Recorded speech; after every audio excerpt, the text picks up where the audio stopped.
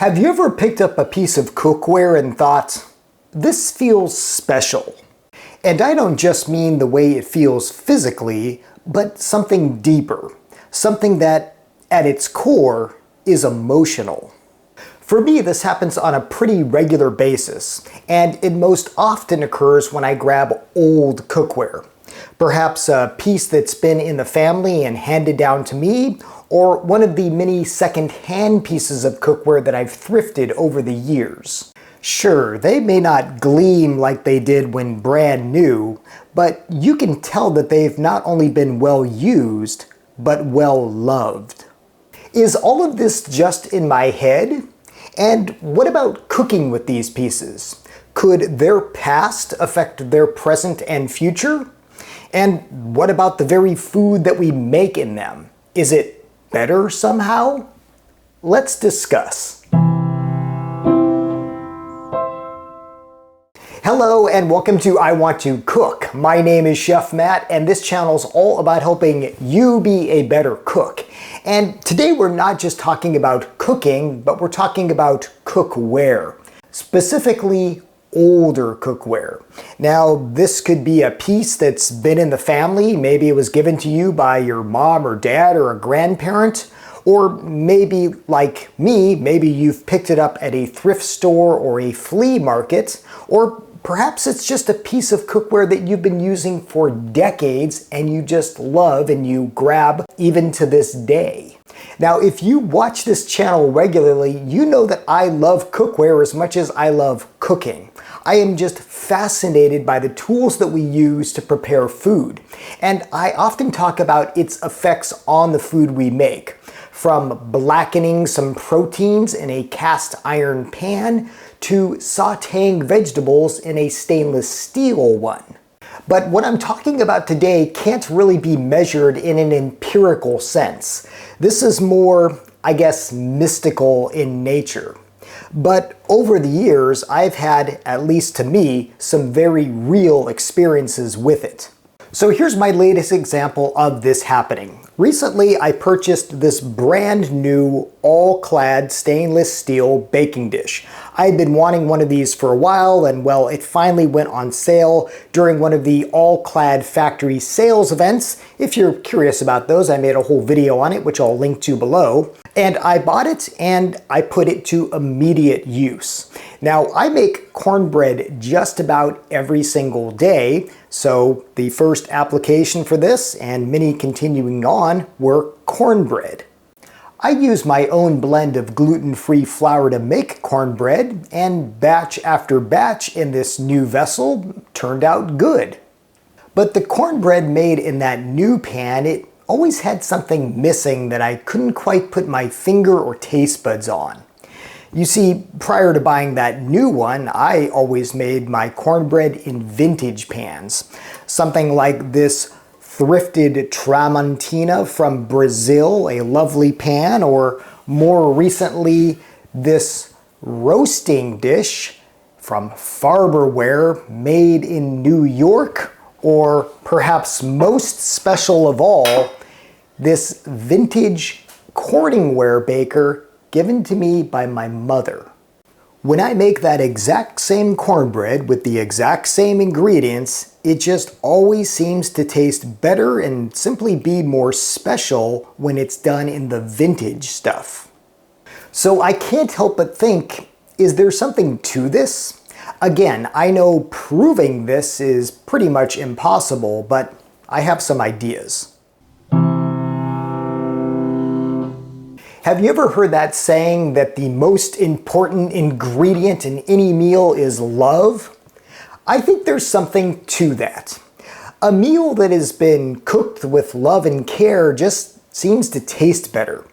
Have you ever been angry and tried cooking a meal? Even if you didn't burn the ingredients, the results, they probably just didn't taste as good, did they? So here's my notion. That same quality, almost a spiritual one, can be passed down to physical things. So if a certain piece of cookware comes from a loving home and an owner who takes pride in it, I believe those qualities can manifest themselves in how it cooks, and even when that piece of cookware is passed on to a new person. Now, cookware is hardly the only physical object where this may be true. From a used car that came from a good home to a good home, it can manifest itself in others. But cookware to me is very personal, and it probably is to you as well.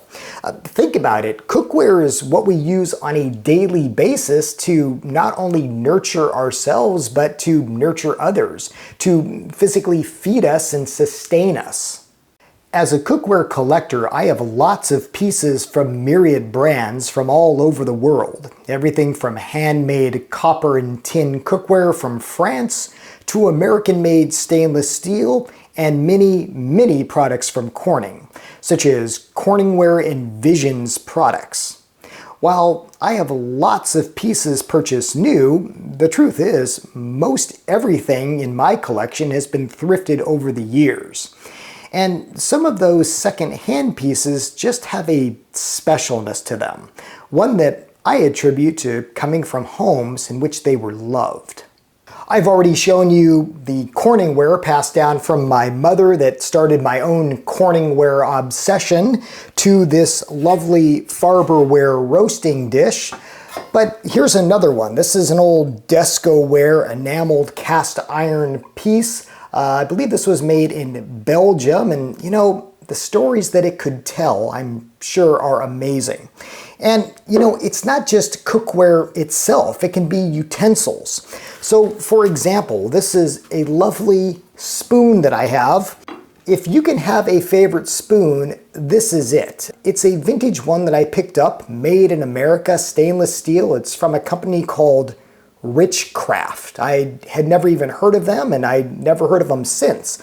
But it's a great spoon, and I don't know, there's just something special about it. The quality, the durability, that's something you get in these old objects. And appliances too. I mean, look at this guy, this old Mixmaster from Sunbeam. The stories that it could tell, oh, the things it has made, I wish I had just the slightest insight of those. Now, if you've been cooking for a long time and you have a vast collection of cookware, you may be watching this and nodding your head in agreement and thinking, yeah, I get it. But perhaps, you know, you are just starting out on your cooking journey and you don't have much cookware, and you want to bypass a lot of that newer stuff, and you want something with what I'll call that good mojo. So how do you get these pieces? Here's my advice for that. The most immediate way is probably your immediate family. Maybe your parent or grandparent wants to get rid of some cookware they're not using. I bet that's got a lot of inherent love in it. So just asking might get you some. But if you're like me and you know you're not really in that situation where perhaps your family is not close, you can do what I do and go to thrift stores and get it secondhand.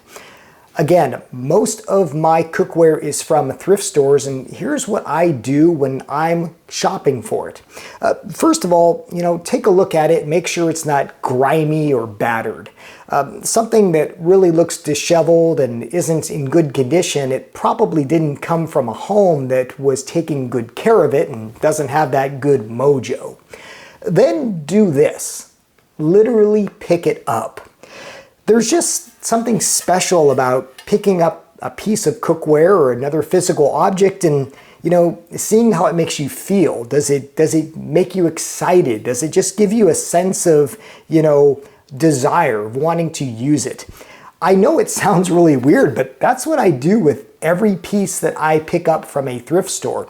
If it kind of gets me excited, if there's kind of a good feeling with it, well, I buy it and then I start cooking with it, and sure enough, it most often translates into a meal with that secret ingredient of love. Now again, thrift stores are great places to pick up these objects. You'll not only get real quality cookware, a lot of times made in America or made in Europe, maybe made in Japan, that are vintage, but you know, you're also getting it for cheap. You're getting it for pennies on the dollar. And I can almost guarantee that it's going to outlast that newer stuff that you see in mass market retailers. I think certain thrift stores also give you a better chance of finding such wares. So yes, you can go to mass market retailers like Goodwill. I do that every week. But you can also go to more specialty non-profit thrift stores and you might find some really special wares there. I think if people are taking the time to donate to a store like that, well, again, it's got some good mojo. And finally, when the cookware is in your household, take good care of it. Look, I still buy a lot of new cookware and new appliances, and I treat it well. Because the truth is, I'm not going to be around forever, and I want, when my cookware and my appliances and all that I have are passed on, I want it to have that good mojo so that it can enlighten other people's homes and other people's lives. But now I want to hear from you. What do you think of all this? I know this is kind of a different episode for I Want to Cook, but have you had experience cooking with a piece of cookware that you just love? It's like your favorite piece of cookware or something that was maybe handed down to you and you can kind of feel the presence of a beloved family member in it, or just whatever you make and it tastes great. I would love to hear your stories in the comments below. Okay, it only makes sense to do a little bit of show and tell for this episode, and I mentioned this earlier, but this is one of my latest thrift store finds, and boy, do I feel the love in this one. This is that Sunbeam Mixmaster that I mentioned earlier. I think the price tag is still on it if you can see it. Yeah, I paid, under $20 for this guy at the thrift store. It came with both bowls. I've got these beaters. I've tested it to make sure it turns on, but I haven't used it yet. I haven't really cleaned it up yet. But what an absolutely beautiful device. I've been wanting one of these for a while, and I'm so glad I found it. And yes, I do plan to do an episode with it at some point. Have you ever used one of these guys? Do you maybe have one in your household? Let me know your thoughts on it, how you enjoy working with it, any information that I might need. But really cool thing, and again, good mojo in this one here. Okay, trivia time. Last week I asked you to identify these beautiful and very fragrant bundle of leaves, and several of you knew exactly what these are. This is sage. Oh, just what a beautiful aromatic herb.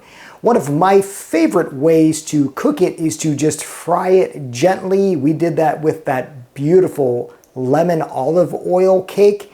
The results were fabulous. Congratulations to everybody who correctly identified last week's culinary mystery as sage. For this week's culinary trivia, we have yet more leaves, an even bigger bundle here. What are these? If you know what this is, or if you have a guess, put it in the comments below, and I will of course let you know the correct answer in the next episode. As always, thank you so much for watching. Thank you for subscribing. Until next time, I hope you want to cook.